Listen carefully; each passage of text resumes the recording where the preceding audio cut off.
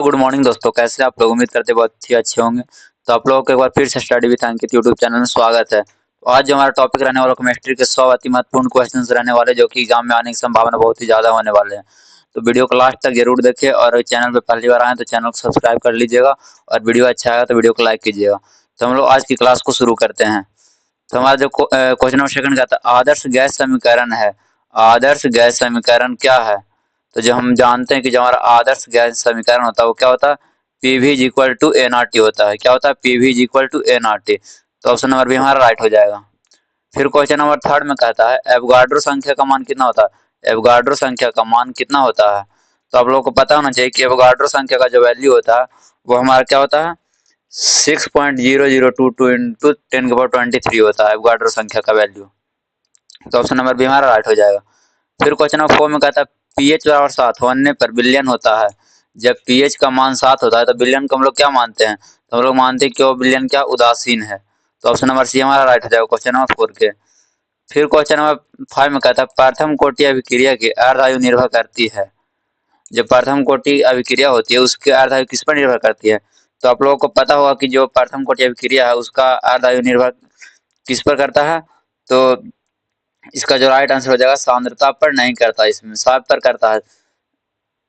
इसमें जो दाब है उस पर भी निर्भर करता है, ताप है उस पर भी निर्भर करता है, लेकिन जो सांद्रता है ना, सांद्रता पर निर्भर नहीं करता है। तो ऑप्शन नंबर डी हमारा राइट हो जाएगा। फिर क्वेश्चन नंबर 6 का, रॉल्ट का नियम संबंधित है। जो रॉल्ट का नियम है वो किससे संबंधित है? तो जो रॉल्ट का नियम है वो किससे संबंधित है?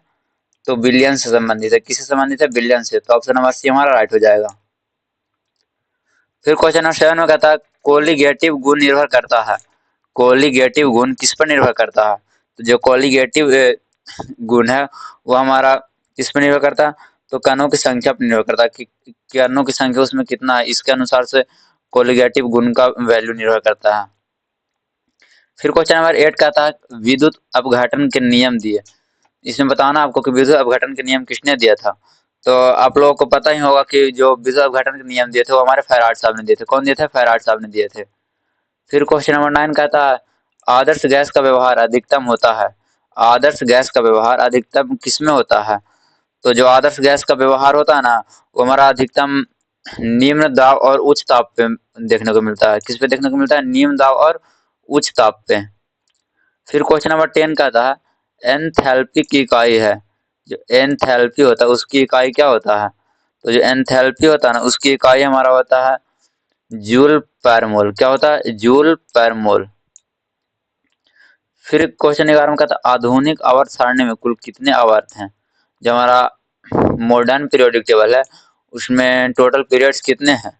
तो जो हमारा मॉडर्न पीरियोडिक टेबल है ना उसमें हमारे आवर्तों की संख्या जो है 7 आवर्त है। कितने हैं? 7 आवर्त हैं। और वर्ग कितना है? तो वर्ग हमारा 18 है।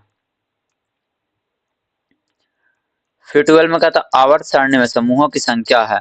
आवर्त सारणी में समूहों की संख्या कितनी है? तो आवर्त सारणी में समूहों की संख्या 18 है। कितना? 18 है। तो ऑप्शन नंबर सी हमारा राइट हो जाएगा। 13 का था, सबसे अधिक विद्युत ऋणात्मक तत्व क्या है? ऐसा कौन सा तत्व है जिस पर विद्युत ऋणात्मकता सबसे अधिक होता है?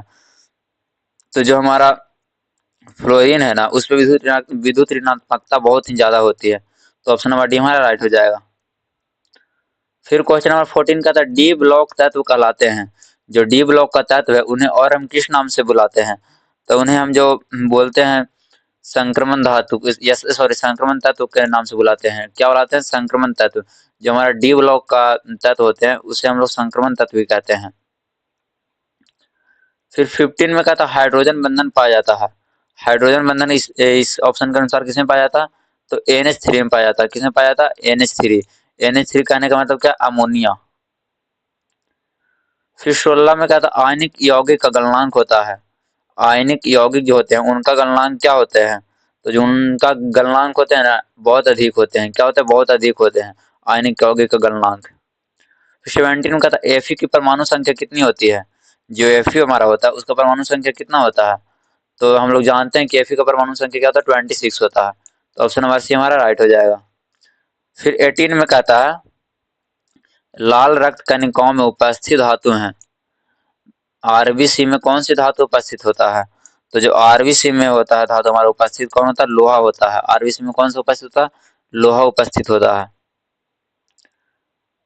19 में कहता है NaCl में बंध होता है। NaCl में कौन सा बंध पाया जाता है या फिर कैसा बंधन NaCl में पाया जाता है? तो जो NaCl होता है उसमें हमारा आयनिक बंधन पाया जाता है। कैसा बंधन पाया जाता है? आयनिक बंधन पाया जाता है।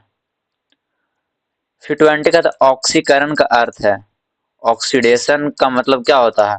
तो ऑक्सीकरण का जो अर्थ होता है ना हमारा, ऑक्सीकरण का अर्थ हो जाता है इलेक्ट्रॉन का त्याग करना। क्या होता है? इलेक्ट्रॉन का त्याग करना। फिर 21 का एल्केन का सामान्य सूत्र क्या है? एल्केन का सामान्य सूत्र क्या होता है? तो जो एल्केन का सामान्य सूत्र होता है हमारा CnH2n+2 होता है। इस किसका होता है? CnH2n किसका होता है? एल्कीन का होता है। और एल्काइन पूछेगा तो कितना होता है? CnH2n-2 एल्काइन का होता है। लेकिन हमारा पूछ क्या रहा है? एल्केन का। तो एल्केन का जो होगा हमारा ऑप्शन नंबर बी हो जाएगा राइट। CnH2n+2 होता है।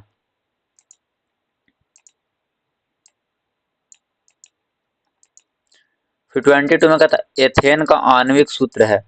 एथेन का आणविक सूत्र क्या है? इस फॉर्मूला के अनुसार एथेन का आणविक सूत्र हमारा क्या होगा? तो जो एथेन का हमारा सूत्र हो जाएगा क्या होगा? C2H6 हो जाएगा। क्या होगा? C2H6। 23 का बेंजीन का सूत्र है। बेंजीन का सूत्र क्या है? बेंजीन आप लोग को पता होगा कि कैसा होता है बेंजीन? इस फिगर के अनुसार होता है। इसको हम लोग क्या बोलते हैं? बेंजीन बोलते हैं। यहाँ सब पे क्या उपस्थित रहता है? कार्बन उपस्थित रहता है। यहाँ कार्बन और हाइड्रोजन दोनों उपस्थित रहते हैं। तो जो इसका सूत्र होता है बेंजीन का हमारा क्या हो जाएगा? C6H6 होता है। फिर 24 में कहता है एथेनॉल का सामान्य नेम क्या है? जो एथेनॉल होता है उसको हम लोग और कौन सा नेम से बुलाते हैं? जो उसका कॉमन नेम होता है वो क्या होता है? तो एथेनॉल को हम लोग एथाइल एल्कोहल बोलते हैं। क्या बोलते हैं? Ethyl alcohol. कॉमन उनका सॉरी कॉमन नेम इसका क्या हो जाएगा एथेनॉल का? तो इथाइल एल्कोहल हो जाएगा। 25 का तो सिरका में पाया जाने वाला अम्ल है। ऐसा कौन सा अम्ल है जो सिरका में पाया जाता है? तो जो हमारा एसिटिक अम्ल होता है ना वो सिरका में पाया जाता है। कौन सा अम्ल पाया जाता है? एसिटिक अम्ल। फिर कहता समावयवता पाई जाती है। समावयवता इनमें से कौन से तत्व में पाए जाएंगे? तो जो हमारा समावयवता पाया जाता है वो हमारे C4H10 में पाया जाता है। किसमें पाया जाता है? C4H10 में। 27 का था ग्लूकोज किस वर्ग का यौगिक है? जो ग्लूकोज है वो किस वर्ग के यौगिक है? तो जो हमारा ग्लूकोज है वो वसा का यौगिक होता है। ग्लूकोज किसके अनुसार से आता है? किसके अंतर्गत आता है? वसा के अंतर्गत आता है। 28 का था साबुन बनने की क्रिया क्या कहलाती है? जो साबुन बनने की क्रिया है उसको हम लोग क्या बोलते हैं? तो उसको हम लोग सैपनोफिकेशन कहते हैं, मतलब साबुनीकरण कहते हैं। क्या बोलते हैं? साबुनीकरण। फिर 29 का था डीएनए का पूर्ण रूप क्या होता है? तो जो डीएनए का हमारा पूर्ण रूप होता है वो डीऑक्सी न्यूक्लिक एसिड होता है। क्या होता है? डीऑक्सी न्यूक्लिक एसिड होता है। आगे कहता है मेथेन में कार्बन का संकरण होता है। जो मेथेन होते हैं उसमें कार्बन के संकरण क्या होते हैं? तो जो मेथेन में कार्बन संकरण होता है वो क्या होता है? sp3 होता है। 31 का था एल्किन का सामान्य सूत्र है। एल्किन का सामान्य सूत्र क्या है? ये तो हमारा एल्केन का है और ये हमारा क्या हो जाएगा? CnH2n। ये हमारा हो जाएगा एल्किन का। किसका हो जाएगा? तो ऑप्शन नंबर बी हमारा राइट हो जाएगा। और ये हमारा एल्काइन का है, लेकिन इस पूछ क्या रहा है? एल्किन का। तो एल्किन का ऑप्शन नंबर बी राइट हो जाएगा CnH2n। फिर 32 का था एल्काइन का सामान्य सूत्र है। एल्काइन एल्काइन कहने का तो -2 लगा देना इसमें। तो -2 किसमें? Option number C CnH2n-2। ये किसका हो गया? एल्काइन का। तो ऑप्शन नंबर सी हमारा राइट हो जाएगा। फिर 33 का था एथीन का आणविक सूत्र है। एथीन का आणविक सूत्र क्या होता है? तो जो एथीन होता है उसका आणविक सूत्र C2H4 होता है। क्या होता है? C2H4। 34 में कहता है इथाइन का सामान्य नेम क्या है? Common name of ethyne is.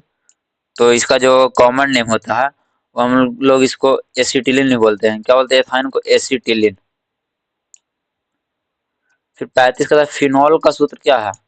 जो फिनॉल का फार्मूला होता है वो क्या होता है? तो जो फिनॉल का फार्मूला होता है वो C6H5OH होता है।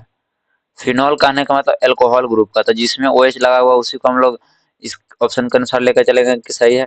तो ऑप्शन नंबर बी में OH लगा हुआ है, तो मानेंगे कि फिनॉल का सूत्र क्या होगा C6H5OH, और रियल में यही होता भी है। फिर 36 कहता है एल्डिहाइड समूह का सामान्य सूत्र क्या है। एल्डिहाइड कहने का मतलब CHO, तो CHO ऑप्शन नंबर बी में है, तो एल्डिहाइड का सामान्य सूत्र क्या हो जाएगा CHO। इसका मतलब ये पूछ रहा है कि इसका जो फंक्शनल ग्रुप होते हैं ना एल्डिहाइड का, वो क्या होता है, तो CHO होता है। फिर 37 का था कीटोन समूह का सूत्र क्या है। कहने का मतलब है कि कीटोन का जो क्रियाशील समूह होते हैं ना वो क्या होते हैं। तो आप लोग को पता होगा कि क्रियाशील समूह जो होते हैं वो सिंगल बॉन्ड CO के साथ जुड़े होते हैं। क्या होता है, सिंगल बॉन्ड CO। तो ऑप्शन नंबर सी हमारा राइट हो जाएगा। 38 का एसिटिक अम्ल का सूत्र है। जो एसिटिक अम्ल होते हैं उनका सूत्र क्या होता है। तो एसिटिक अम्ल का जो सूत्र होता है हमारा वो CH3COOH होता है। एसिटिक अम्ल कहने का मतलब इसमें फंक्शनल ग्रुप COOH लगा हुआ, तो COOH यहाँ पे लगा हुआ है ना, तो ये हमारा ऑप्शन नंबर भी राइट हो जाएगा। फिर 39 का था टॉलरेंस अभिकर्मक का प्रयोग होता है। Tolerance regiment is used for, जो टॉलरेंस रिएजेंट होते हैं उसका यूज कहाँ होता है, किस लिए होता है। तो इसका जो यूज होता है ना हमारा एल्डिहाइड की पहचान करने के लिए होता है कि एल्डिहाइड है या नहीं है, तो इसके पहचान के लिए होता है, तो ऑप्शन नंबर ए हमारा राइट हो जाएगा। फिर 40 में कहता फैलिंग विलयन किसके लिए प्रयोग होता है। जो फैलिंग सोल्यूशन है वो किसके लिए प्रयोग होता है, तो आप लोगों को पता होना चाहिए ये कि ये एल्डिहाइड के लिए प्रयोग होता है। फैलिंग होल या फैलिंग विलयन किसके लिए होता है, एल्डिहाइड के लिए, तो ऑप्शन नंबर बी हमारा राइट हो जाएगा। 41 का था एस्ट्रीकरण अभिक्रिया में बनता है। In esterification reaction product formed is, एस्ट्रीकरण अभिक्रिया के पश्चात क्या बनता है। तो एस्ट्रीकरण अभिक्रिया के बाद जो हमारा बनता है एस्टर, तो ऑप्शन नंबर सी हमारा राइट हो जाएगा। 42 का था मिथाइल अल्कोहल का आयुपेक नेम क्या है। मिथाइल अल्कोहल का आयुपेक नेम क्या है। तो मिथाइल अल्कोहल का जो आयुपेक नेम होता है क्या होता है, मेथेनॉल होता है, तो ऑप्शन नंबर ए हमारा राइट हो जाएगा, मेथेनॉल। 43 का एथाइल अल्कोहल का आयुपेक नेम क्या है। इथाइल अल्कोहल का आयुपेक नेम क्या है। इथाइल कहने का मतलब है कि मेथ नहीं होगा, एथ पूछ रहा है, तो यहाँ एथ किस में लगा हुआ है, ऑप्शन नंबर बी वाला में एथाइल, एथेनॉल इसका हो जाएगा, यानी कि ऑप्शन नंबर बी राइट हो जाएगा। इथाइल अल्कोहल का आयुपेक नेम क्या हो जाएगा, एथेनॉल, क्योंकि इसमें 2 कार्बन बता रहा है, एथ मतलब 2 कार्बन, तो 2 कार्बन एथेनॉल यहीं लिखा हुआ है, तो ऑप्शन नंबर बी हमारा राइट हो जाएगा। फिर 44 का था प्राथमिक अल्कोहल में होता है। जो प्राथमिक अल्कोहल होते हैं उसमें क्या होते हैं, कितने डिग्री कार्बन होते हैं। तो जो प्राथमिक अल्कोहल होता है वो सिंगल बॉन्ड OH जो अटैच रहता है वो 1 डिग्री कार्बन से अटैच रहता है, तो ऑप्शन नंबर ए हमारा राइट हो जाएगा। 45 देखते क्या कहता है, कार्बनिक यौगिक में मुख्य बंध होते हैं। जो कार्बनिक यौगिक होते हैं उनमें मुख्य बंध क्या होते हैं, वो किस बंधन के द्वारा जुड़े होते हैं, तो सहसंयोजक बंधन के द्वारा जुड़े होते हैं। किस बंधन के द्वारा जुड़े होते हैं, सहसंयोजक बंधन के द्वारा, तो ऑप्शन नंबर बी हमारा राइट हो जाएगा। फिर 46 कहता है बहुलक का उदाहरण है। इसमें से कौन सा है जो बहुलक के उदाहरण है, तो इसमें जो स्टार्च है ना वो हमारे बहुलक के उदाहरण है, पॉलीमर का एग्जाम्पल है। फिर 47 का था पीवीसी का पूर्ण रूप क्या होता है। पीवीसी का पूर्ण रूप क्या होता है, तो जो पीवीसी का हमारा पूर्ण रूप होता है क्या होता है, पॉलीविनाइल क्लोराइड होता है। क्या होता है, पॉलीविनाइल क्लोराइड, तो ऑप्शन नंबर ए राइट हो जाएगा। 48 का था प्राकृतिक बहुलक है। इसमें जो 4 ऑप्शन दिए हुए हैं उनमें प्राकृतिक बहुलक क्या है। क्या हमारा नाइलॉन प्राकृतिक बहुलक है, तो नहीं, नाइलॉन प्राकृतिक बहुलक नहीं होगा। पॉलीथीन ही ये प्राकृतिक नहीं होगा।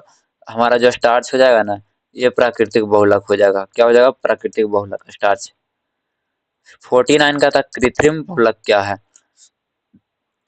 इसमें से सिंथेटिक पॉलीमर क्या है, तो इसमें जो हमारा सेलुलोज है ना, जो इसमें सेलुलोज है ये हमारा प्राकृतिक बहुलक है। रबर भी है जो हमारा प्राकृतिक बहुलक ही है। स्टार्च भी है ये प्राकृतिक बहुलक है, हमने प्रीवियस क्वेश्चन में ही देखा है। लेकिन जो नाइलॉन है ना, नाइलॉन वो हमारा क्या हो जाएगा, कृत्रिम बहुलक हो जाएगा, तो ऑप्शन नंबर डी हमारा राइट हो जाएगा, नाइलॉन। 50 का आता है प्रोटीन किससे बने होते हैं। जो प्रोटीन होते हैं वो भी तो किसी न किसी चीज से बना होगा, किसी न किसी चीज से उसका निर्माण हुआ होगा। तो बिल्कुल, तो वो जो बने होते हैं ना प्रोटीन, वो हमारा एमिनो अम्ल से बने होते हैं। किससे बने होते हैं? एमिनो एसिड से। ऑप्शन नंबर बी हमारा राइट हो जाएगा। 51 का था एंजाइम होते हैं। एंजाइम एक प्रकार का क्या होते हैं? तो एंजाइम होते हैं जो एक प्रकार का प्रोटीन होते हैं। क्या होते हैं? प्रोटीन।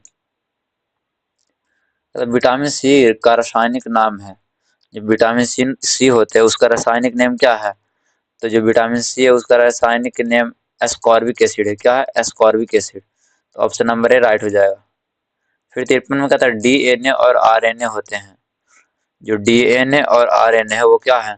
तो वो दोनों न्यूक्लिक अम्ल है। क्या है? न्यूक्लिक एसिड है। तो ऑप्शन नंबर सी राइट हो जाएगा। फिर 54 का था यूरिया का उपयोग होता है। यूरिया का उपयोग हम लोग किस काम में करते हैं, किस लिए करते हैं यूरिया का उपयोग?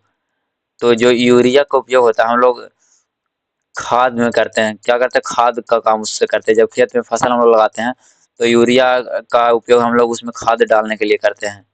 तो ऑप्शन नंबर ए राइट हो जाएगा। फिर 55 का था डिटर्जेंट कार्य करता है। जो डिटर्जेंट है वो क्या कार्य करता है, क्या काम करता है? तो काम करता है सरफेक्टेंट का करता है। क्या करता है? सरफेक्टेंट। तो ऑप्शन नंबर सी राइट हो जाएगा, सरफेक्टेंट। फिर 56 का था हार्ड वाटर में होता है। हार्ड वाटर में क्या होते हैं? तो जो हमारा हार्ड वाटर होते हैं उनमें Ca2+ और Mg2+ आयन होते हैं। क्या होते हैं? कैल्शियम 2+ और मैग्नीशियम 2+ आयन होते हैं। तो ऑप्शन नंबर बी राइट हो जाएगा। फिर 57 का था अस्थायी कठोरता दूर की जाती है। जो परमानेंट हार्डनेस होता है उसको हम लोग किस चीज से दूर करते हैं? तो जो हमारा परमानेंट हार्डनेस होता है उसको दूर करने के लिए हम लोग सोडा का उपयोग करते हैं। क्या करते हैं? सोडा का उपयोग। क्योंकि सोडा एक ऐसा रसायन है जो हार्ड से हार्ड कठोरता को भी, हार्ड से हार्ड मतलब कि गंदगी वगैरह कुछ भी होता है ना तो वहां पे उसको दूर कर देता है सोडा। फिर 58 में कहता है पीएच का मान अम्लीय विलयन के लिए होता है।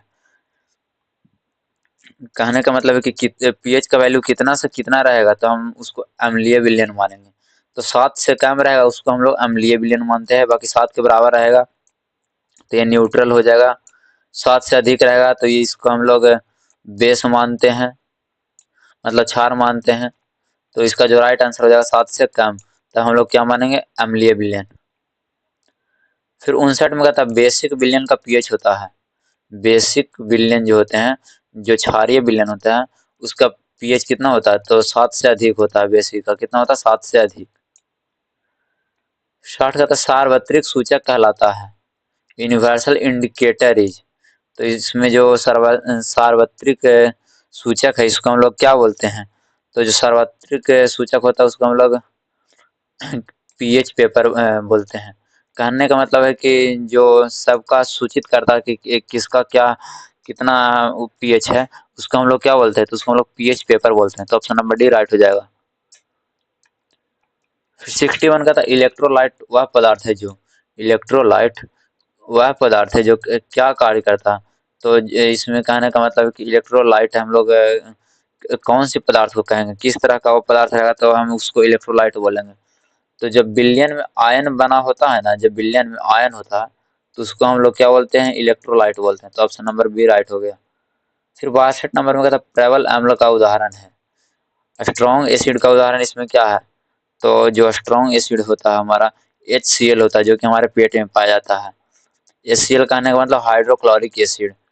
तो ये जो हो जाएगा हमारा प्रबल अम्ल का उदाहरण हो जाएंगे। तो ऑप्शन नंबर सी राइट हो जाएगा।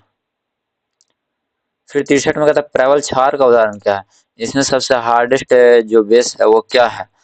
तो इसको हम लोग पता है कि जो सोडियम हाइड्रोक्साइड है ना वो प्रबल क्षार का एक प्रकार का उदाहरण है। तो ऑप्शन नंबर भी राइट हो जाएगा। NOH सोडियम हाइड्रोक्साइड क्या है? प्रबल क्षार है। 64 का रासायनिक अभिक्रिया की दर बढ़ती है। रासायनिक अभिक्रिया की दर कब बढ़ेगा? तो जो रासायनिक अभिक्रिया का दर कब बढ़ेगा? जब उसमें ताप बढ़ाएंगे। क्या बढ़ाएंगे? जब ताप बढ़ाएंगे तो रासायनिक अभिक्रिया की दर बढ़ेगा। जितना किसी चीज को गर्म करेंगे ना उतना ही तेजी से वह उस चीज से रिएक्शन करेगा। तो ऑप्शन नंबर ए राइट हो जाएगा। फिर 65 में कहता है कैटालिसिस का वर्क क्या होता है? Function of A catalysis is, मतलब कि उत्प्रेरक का कार्य क्या है? तो जो उत्प्रेरक कार्य क्या है, उत्प्रेरक कहने का मतलब उत्प्रेरित करने वाला को उत्प्रेरक कहते हैं। तो उत्प्रेरक का जो कार्य होता है हमारा, वो होता है कि जो अभिक्रिया हो रहा है ना हमारा, किसी पदार्थ में जो भी अभिक्रिया हो रहा है उसको वो दर बढ़ाने की कार्य करेगा। कहने का मतलब कि अगर उत्प्रेरक हम उसमें डालेंगे तो रिएक्शन जल्दी जल्दी करने लगा, उसका दर, रिएक्टिविटी जो उसका दर होगा वो बढ़ जाएगा। तो ऑप्शन नंबर सी राइट हो जाएगा। उत्प्रेरक कार्य क्या होगा, दर को बढ़ाना। फिर 66 कहता है रासायनिक साम्य अवस्था में है। रासायनिक साम्य अवस्था में, इसके इस ऑप्शन के अनुसार आपको बताना है कि जो रासायनिक साम्य अवस्था है उसमें क्या होते हैं, क्या अभिक्रिया रुक जाती है रासायनिक साम्य अवस्था में? तो नहीं, अभिक्रिया नहीं रुकती है। फिर ऑप्शन बी में कहता है अग्र एवं पश्च अभिक्रिया समान दर से होती है। रासायनिक साम्य अवस्था में क्या अग्र एवं पश्च, आगे एवं पीछे की अभिक्रिया समान दर से होती है? तो हाँ, हम लोग जानते हैं कि रासायनिक साम्य अवस्था में जो आगे और पीछे की अभिक्रिया वो एक दर से होती है। 67 का था लेस तालीय सिद्धांत संबंधित है।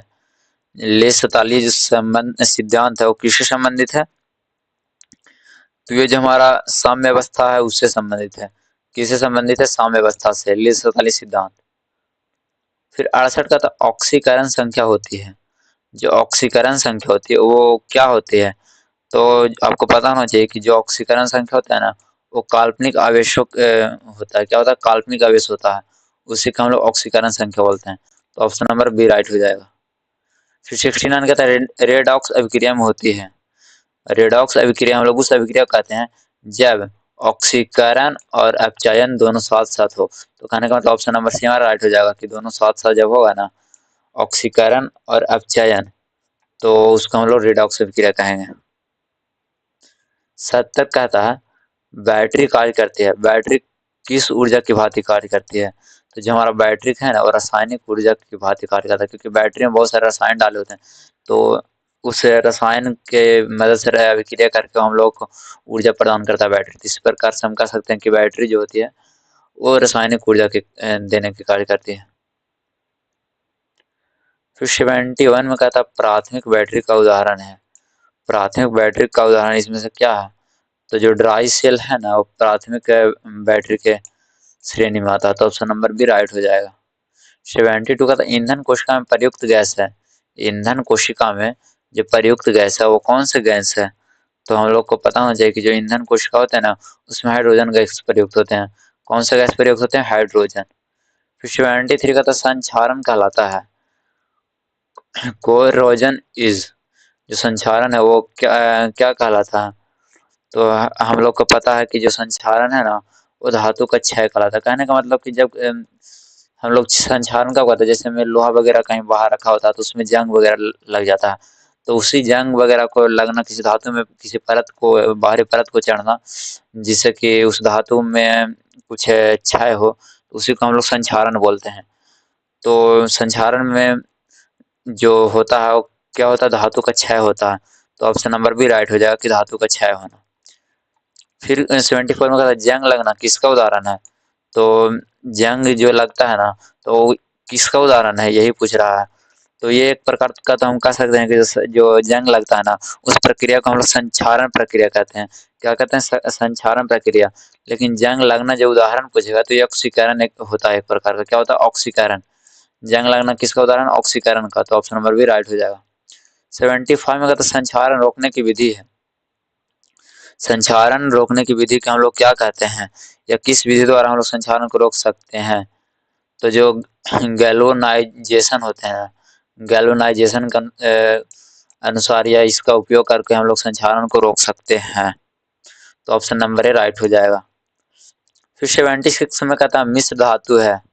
इसमें से मिश्र धातु क्या है? शुद्ध धातु, क्या मिश्र धातु होते हैं? तो नहीं, शुद्ध धातु मिश्र धातु तो हो ही नहीं सकते। तो धातु प्लस अधातु मिश्र धातु होगा। तो जो धातु में अधातु होगा तो फिर मिश्र धातु कैसे हो सकता है? धातु और शुद्ध धातु होना चाहिए, दो या दो से अधिक धातुओं का मिश्रण। हाँ, ऑप्शन नंबर सी राइट हो जाएगा। दो या दो से अधिक धातुओं का मिश्रण जो होगा वो मिश्र धातु कहलाता है। तो ऑप्शन नंबर सी राइट हो जाएगा। 77 में कहता है पीतल मिश्र धातु है किसका? जो पीतल है वो किसका मिश्र धातु है? किस किस को मिलने से ये बना है? तो जो पीतल है ना वो हमारा कॉपर और जिंक को मिलने से बना है। पीतल कहने का मतलब है तांबा और जिंक। कॉपर में इसका होता है तांबा और इधर क्या हो गया जिंक। तो ऑप्शन नंबर ए राइट हो जाएगा। किसके मिलने से बना है? कॉपर और जिंक मिलने से बना, तो ऑप्शन नंबर ए राइट हो जाएगा, कॉपर और जिंक। फिर आगे बढ़ते हैं 78 की ओर। तो कहता है ना कि कांसा मिश्र धातु है। कांसा है जो किसका मिश्र धातु, किस किस को मिलकर बनने से निर्माण हुआ है? तो कॉपर प्लस एशियन को मिलने से कांसा का निर्माण हुआ। किसको मिलने से हुआ? कॉपर और एशियन को मिलने से। तो ऑप्शन नंबर बी राइट हो जाएगा। 79 में कहता है स्टील मिश्र धातु है। जो स्टील है वो किसके मिश्र धातु है? तो जो हमारे स्टील है ना वो आयरन और कार्बन का मिश्र धातु है। किसका है? आयरन और कार्बन का। तो ऑप्शन नंबर ए राइट हो जाएगा। 80 में कहता है अधातु का उदाहरण है। निम्न में से कौन अधातु है? तो जो इसमें से हमारा अधातु हो जाएगा क्या होगा? सल्फर। सल्फर क्या है? अधातु। ऑप्शन नंबर सी राइट हो जाएगा। 81 में कहता है धातु में सामान्यता होती है। धातु में सामान्यता क्या होती है? तो जो धातु होते हैं तन्य और अघात वर्ध होते हैं। कहने का मतलब है कि तन्य मतलब बहुत ये जितना इसको खींचेगा उतना ज्यादा खींचाएगा, और आघात वर्ध करने का मतलब इस पर कितना भी आप जोर दीजिएगा, कितना भी आप इस पर चोट पहुंचाइएगा ना, कितना भी इसको पीटिएगा तो आघात वर्ध है। कहने का मतलब जब इस पे घात पड़ेगा तो ये वर्ध होगा, मतलब बढ़ेगा, फैलेगा। तो यही हुआ कि यह बहुत ही ज्यादा तनेगा, बहुत ही ज्यादा लंबा खिंचाएगा और चौड़ा बहुत ज्यादा होगा। जो धातु होते हैं वो जल्दी टूटते नहीं है। तो ऑप्शन नंबर भी राइट हो जाएगा। 82 में कहता है अधातु में सामान्यता होती है। Non metals are generally. तो जो अन्य धातु होते हैं तो ज़्यादातर कुचालक ही धातु होते हैं। लेकिन एक जो ग्रेफाइट है वही एक अपवाद में है कि सुचालक है, लेकिन अधिकांशतः अधातु में जो होती है क्या होती है? कुचालक। तो ऑप्शन नंबर सी राइट हो जाएगा।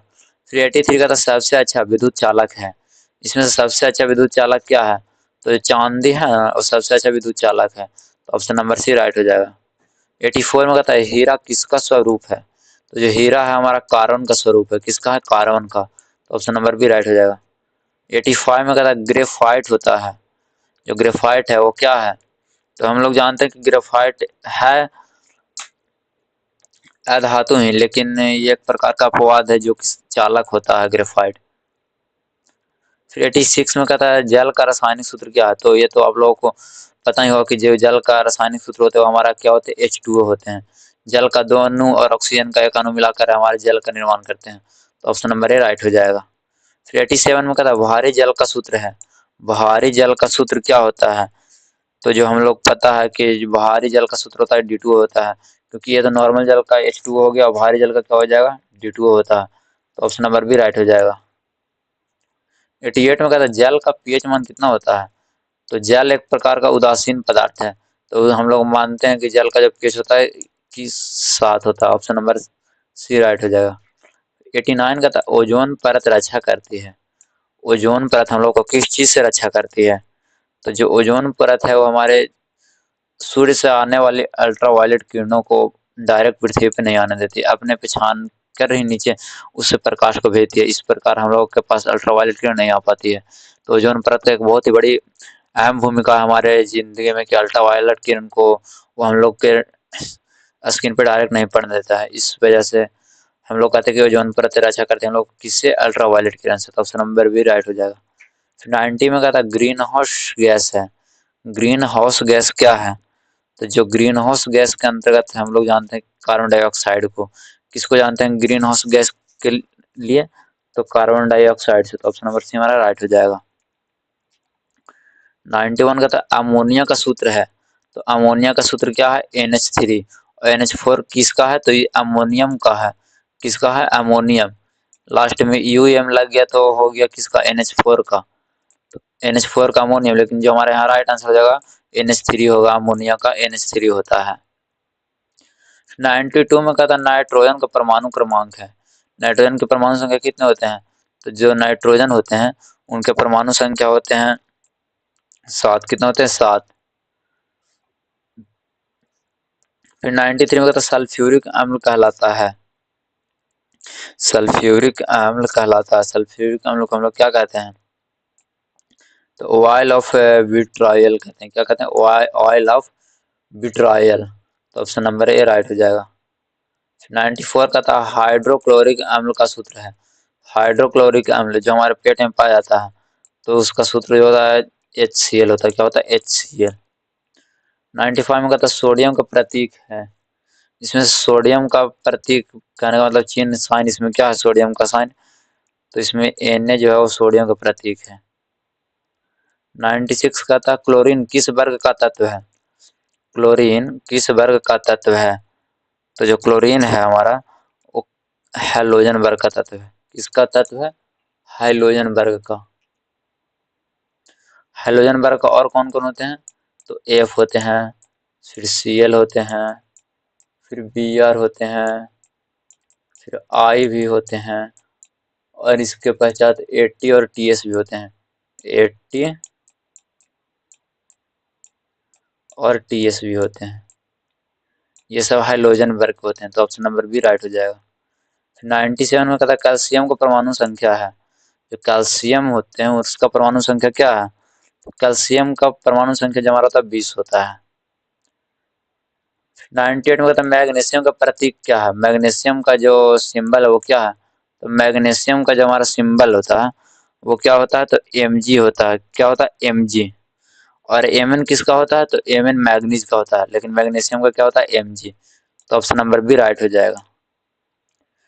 99 में एल्युमिनियम के परमाणु क्रमांक कितने होते हैं?